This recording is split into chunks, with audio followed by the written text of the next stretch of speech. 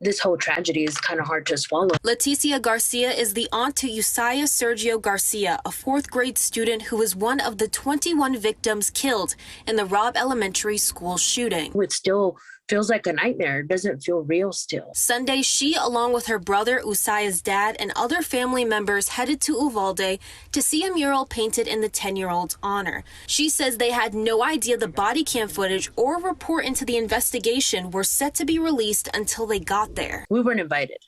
My brother should have been there. He should have been invited. Then we heard that another father wasn't even invited and then escorted out. It was a slap in the face. It was a very big slap in the face. Alfred Garza's daughter, Anne-Marie, was also killed in the shooting. Sunday, he says he was escorted out of the family meeting after seeing the video and claiming that more could have been done to save his child. I was on the site at the school when all this stuff was going down, and I was one of those parents that stood back and let the officers do their job. Well, turns out they didn't do their job. The report and video released reveals it took nearly an hour and a half for officers to take down the gunman. If I knew all this information beforehand, I would have taken matters into my own hands and, I would have gone in there. According to the report, blame is being placed on law enforcement response and the school district. The report says the school was not prepared for the risk of an armed intruder.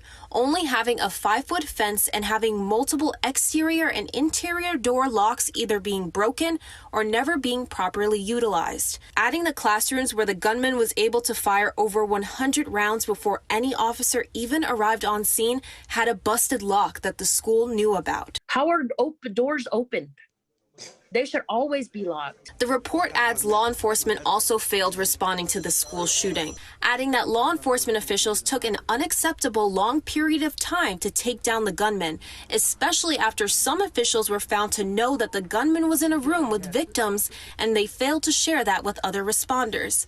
Families say these officials need to be disciplined. Accountable needs to say, hey, I'm wrong, you're right, I was there, I did nothing to serve and protect y'all, and I'm stepping down. And I'm even going to turn in my badge because I'm a coward. And after watching the footage and reading the report, many families say they have more questions than answers, feeling unsatisfied that no action has been taken as a result of this investigation. I honestly don't think that these officers who were standing around should even have a badge, ever. They lost that.